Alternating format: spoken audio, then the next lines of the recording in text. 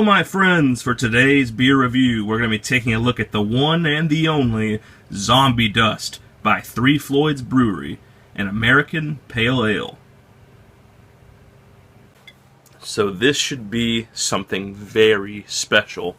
This is Zombie Dust by Three Floyds Brewery.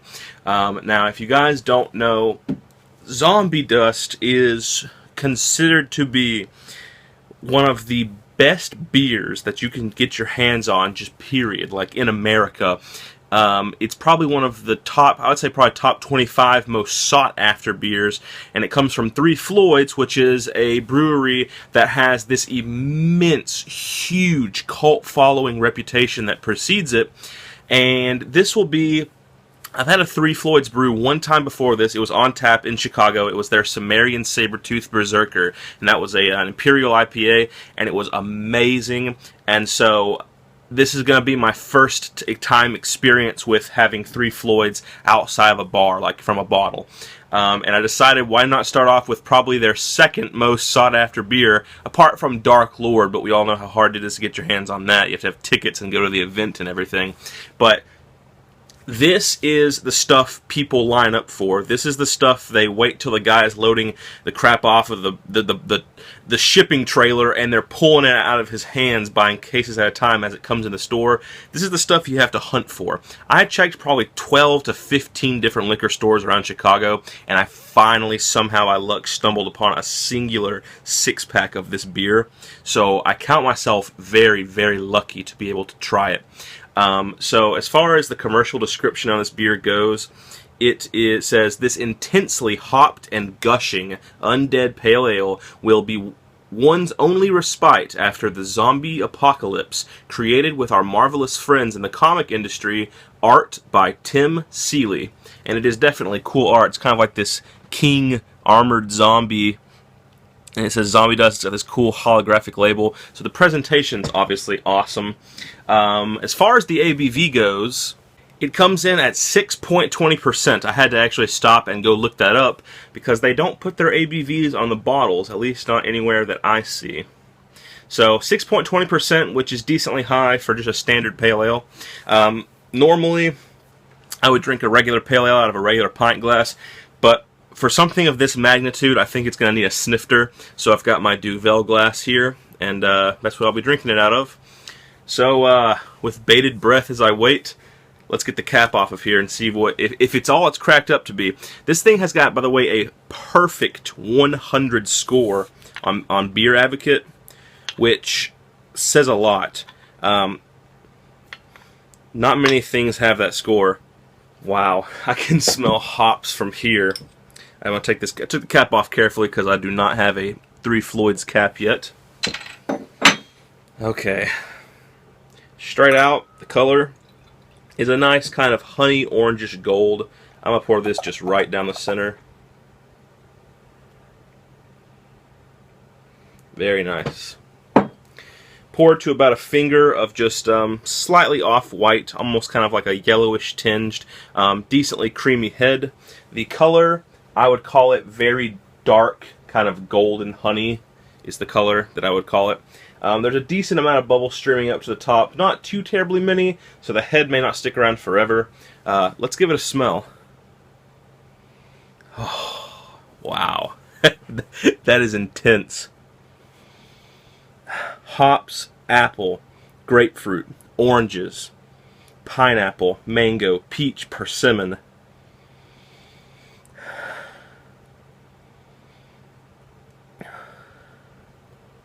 Man, I mean, that is, gushing is a great word.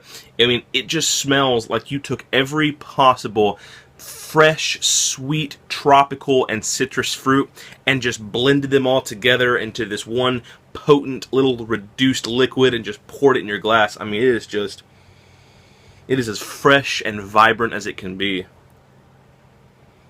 Oh, man. It almost smells like an IPA. I mean, if I was blindfolded and I smelt this, I would think it was like an Imperial IPA. That is awesome. I can't wait to give this a taste. So without further ado, let's do so.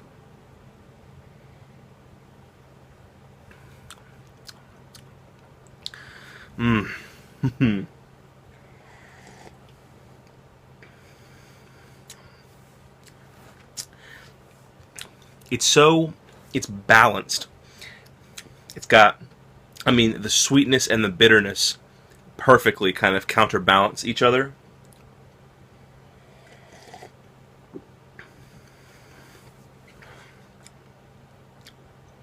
That's really, really good. One thing I am noticing, though, the taste, the smell is a little bit misleading.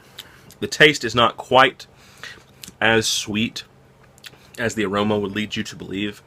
But that's not to say it's not good. This is amazing, especially for being a pale ale. For being a pale ale, it's fantastic. It's got hops, grapefruit, little touches of like pineapple and peach, little tiny hint of a malty backbone, good amount of bitterness at the end, but not too bitter either. It's so balanced. I mean, this thing is just incredible. I could sit here and just drink through like 12 of these. I would love to. I wish I could.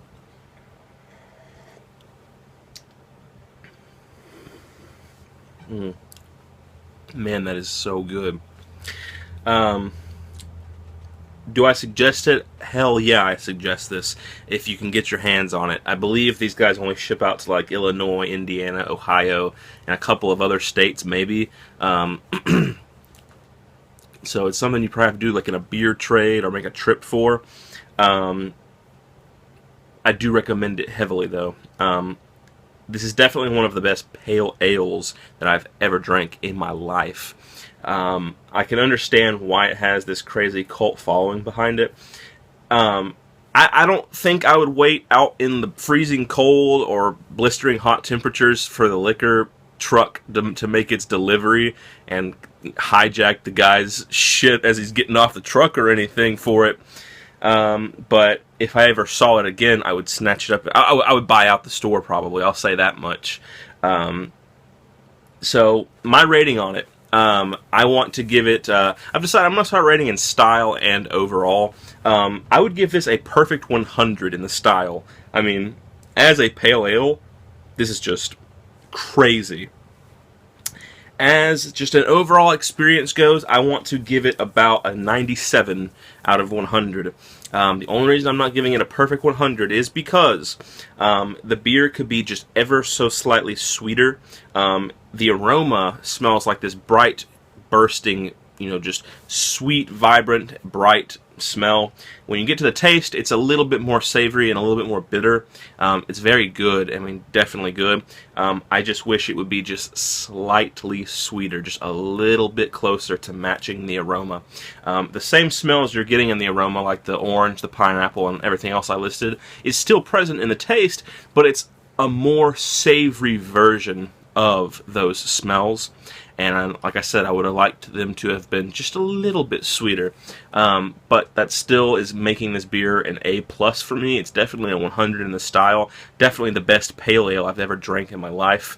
And I can confirm I'm not one to just sit there and overhype something and give it a good score just because it has a good reputation.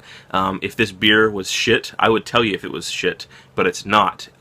It's worth, I'm not going to say all, but most of the hype that it has with it. It's damn good stuff. So anyway, that has been my review of 3 Floyd's Brewery's Zombie Dust. Hope you guys enjoyed this beer review as always, and stay tuned for the next one.